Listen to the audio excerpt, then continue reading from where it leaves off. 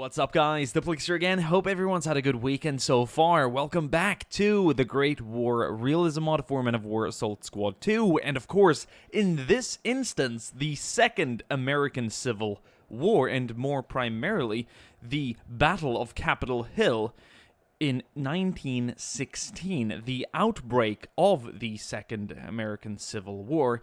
If you want to skip straight to the battle, be my guest. There's going to be a comment down below pinned by myself that has a timestamp in it taking you to the exact start of all the action. And if you guys prefer me to provide you with the exact starting time of each battle in every single future Men of War Assault Squad 2 video, or other mods or games that we do the same thing in, of course, be sure to give that comment a thumbs up so that I know that you guys prefer me to be able to give you the opportunity to skip my intros, because sometimes they can be quite long. So anyway, if you're skipping, I'll see you in the battle. Anyway, for those of you who are staying, thank you. It's nice to have a little chat with you. I guess there's less now listening, so this feels a bit more personal. This is the Great War Realism Mod made by Microsoft Man. He has made a custom Second Civil War mod for us. It's not public as far as I'm concerned. It very well could be if you guys really want to play this yourself. It's super cool. So this is made possible by not only the Great War Realism Mod and the very hard work that Microsoft Man has put into making these custom Second Civil War American units, but also a lot of the assets from Born in the Fire America by Rick. So thank you guys for making this possible. This is going to be a super cool battle. So this mod, or this battle, or this storyline is based off of a scenario where the Confederates win the Battle of Gettysburg in 1863 and then sign a formidable and advantageous peace deal with the Union. So what remains is the Union in the north and the Confederacy in the south. And the border is drawn around Virginia, heading west. So on the border of the Confederacy and the Union, you practically have the capital. And in this case, more specifically, Capitol Hill. So that's pretty insane. I'm going to go to the details. Don't worry, just because I'm allowing people to skip ahead doesn't mean I'm going to be speaking for 10 minutes or 11 minutes again. That was a rather long intro, but I got carried away, and, you know, I really enjoyed showing you guys the scripts and the units and the map itself, which was really cool. But, yeah, so do excuse me on that. So, the U.S. defending today have a total of about 500 men. So, you know, not a fully fledged battalion, but by some standards, a battalion. We have 4 heavy machine guns placed throughout the map, and they also have 4 howitzers. Now, the equipment the Germans use is German, so they're using Imperial German equipment.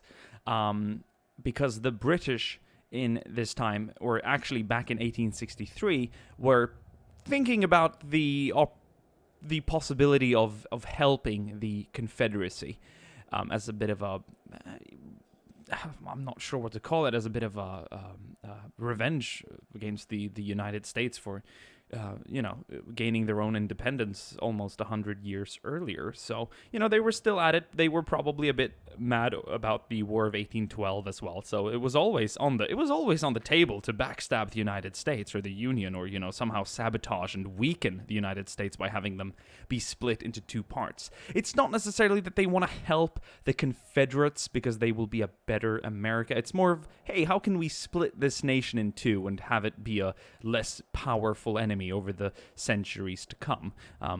So the Confederacy will be using mainly British and French weaponry, which I think works. They use the French kepi, and they have the British Lewis gun, as well as the British Mark I helmet. I do believe that's what it's called. So that's really cool. The Brodie helmet, I do believe. And the US have a different layout and style of uniforms, as well as weaponry. They've gone for the more Imperial kind. In fact, they remind me a bit of the Imperial troops in Shogun Total War Fall of the Samurai, which is really cool. I do believe they're using the Springfield, could be an Probably not a British gun, but that's a German steel helmet, as you can tell. And all the guns, in terms of artillery, are German.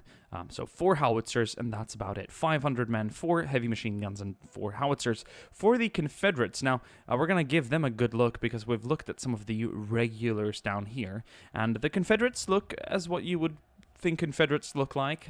They've got their grey uniforms, the French-style kepi. They've got the British Lewis gun as a machine gun, and we've got some, I believe these are French howitzers. The Confederates have a total of over 1,000 men attacking today.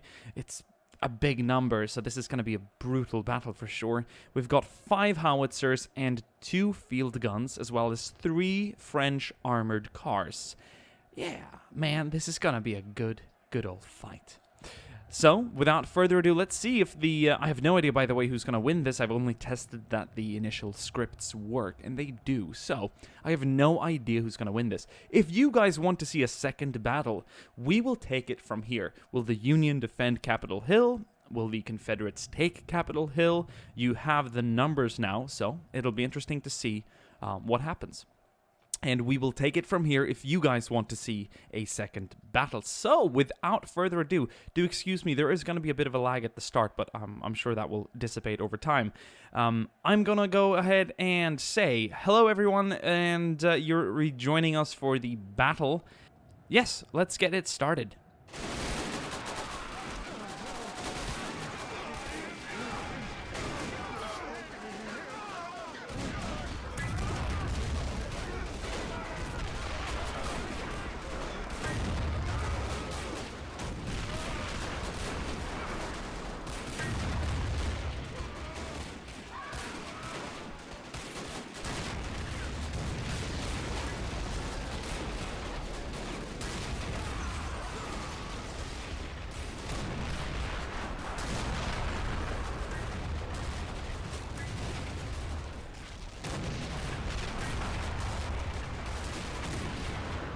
That's a crap ton of Confederate firepower, just pounding the Union defenders on the other side of the railroad. There is that small lag spike. That means the first wave of Confederate reinforcements have been spawned. We're looking at 2 companies per wave, and there will be a total of 5 waves reinforcing every 3 minutes. So let's have a look here at the battered primary line. It's pretty much non-existent. There's a few Union soldiers holding the center, but there are layers and layers of Union soldiers defending, so don't worry, the Confederates have a lot to break through in order to get to the steps of the Capitol building.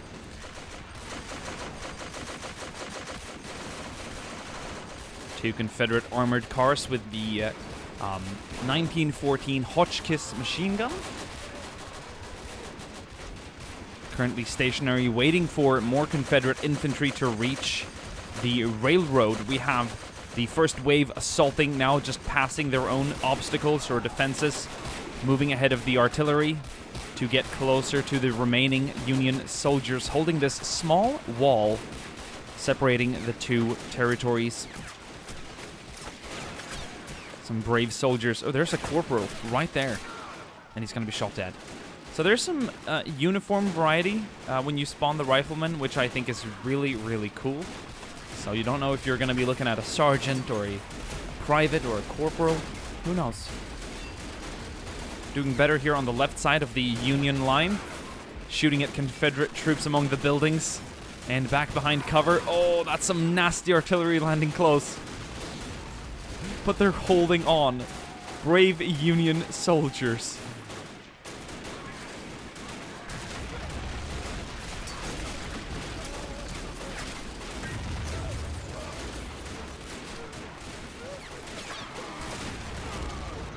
Hear the screams of the dying soldiers. We're starting to see more Confederates come out in the open now. Open fire! They're jumping over their own obstacles to get closer, showing little fear against the Union defenders. Overwhelming Confederate firepower is going to break down the remains of the first line. We can see Confederate troops advancing on the left side now with armored cars as support. There's a big garden area defended by Union troops, and I believe the Confederates are soon going to be in the distance of artillery and heavy machine guns, and that could put a big halt to the Confederate advance. We're just gonna pause the camera for a bit up here and just get a good overview of the fight. Confederate howitzers now shelling the center positions. Just make sure I get as much in the frame as possible. This should be good. Bit of another lag spike means the second wave. Bit of a Union counter artillery possibly landing among the Confederate attackers. Could be misfire as well.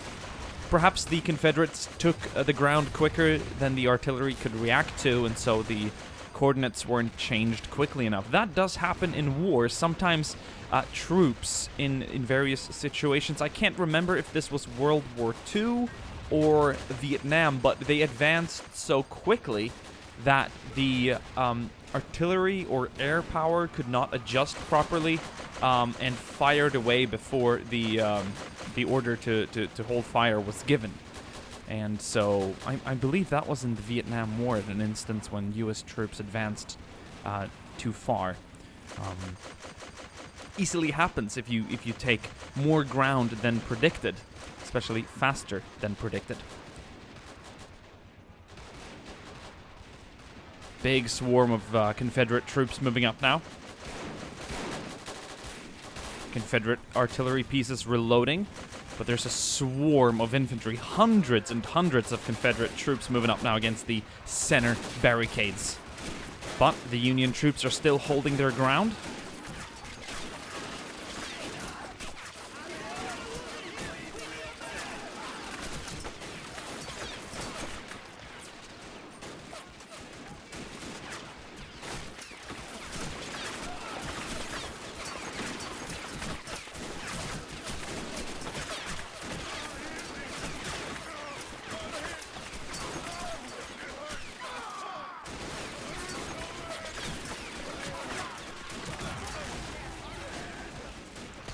Artillery still landing close. We have some troops here on the flank. Nicely fortified position with a slight height advantage over the attacking Confederates. Officer with binoculars guiding all the fire. We've got a few wounded, a few casualties down here behind the what do you call these? There's a special word for these types of defenses. I think it's a French construction. Where it's like a woven basket with dirt in it to contain the dirt, which is obviously of great mass, so not a lot of bullets can penetrate. Hardly any, in fact. It's not a gabion, but I'm not sure if I'm entirely incorrect either.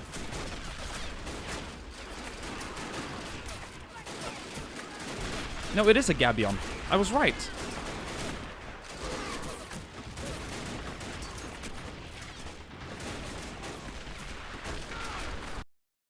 Sorry about that, we had a bit of a mishap and crashed, and based on my previous experience, if you crash once, you're definitely gonna crash again unless you do some changes. So what I've done quickly is I've moved up all the Confederate troops. I've also moved up the howitzers, so that's a small advantage for the Confederates. I'm giving them 4 waves because I do believe we crashed just at the end of the, or just at the start of the second wave being deployed. So that's where we're going to continue from. And I've also moved up the armored cars, I've removed all the Union defenders, and I've also removed all the starting Confederate defenders because they had all pretty much killed each other.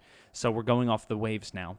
Sorry about this, sorry about interrupting the battle. I hope you were enjoying it. I've added a few artillery explosions here and there and killed off a few Union troops defending this first defending this first area, whatever you want to call it, behind the first gabions. That's the word we established. Anyway, guys, so without further ado, this is probably the only thing I can do to salvage this map, battle script, you call it, whatever. So we're going to continue off exactly where the battle ended. Now we have the armored cars moving up the street. Machine guns targeting the somewhat not armored cars. They're definitely not unarmored. They must be rather heavy. US artillery now starting to target the vehicles as well. We're going to see if they can score a direct hit. That one was good. Right in front of it. I'm not sure if it was enough to knock it out. It seems a little bit shaken. Yeah, that one's knocked out. This one's not moving again. You can see the wheels are fucked up, and yeah, it's taken on a whole different type of shade. It looks a bit burnt, and that's definitely what it is. It's smoking now as well, but I don't think we expected anything else when sending armored cars up against heavy howitzers, despite the fact that they're not intended to destroy such targets. They do pack quite the punch. So the artillery up here on the steps of Capitol Hill are firing away. This is a really, really cool scene. You've got the officer with the binoculars. You've got the heavy howitzers firing. I've got a few surprises up here that I'll show you later if the Confederates get there. In fact, I'll show it no matter what. So we see a lot of troops coming out of the mist now. Some have made it up to the first layers of defenses here in the gardens area. These guys are eagerly awaiting the next wave of reinforcements to get that extra boost of manpower, extra momentum. But they're doing good work here against the troops among these defenses here. Oh, that's a nice hit. Confederate artillery firing away as well. They've almost emptied out these areas completely of Union defenders. So many casualties, it's absolutely insane. Oh, that was a bloody good direct hit.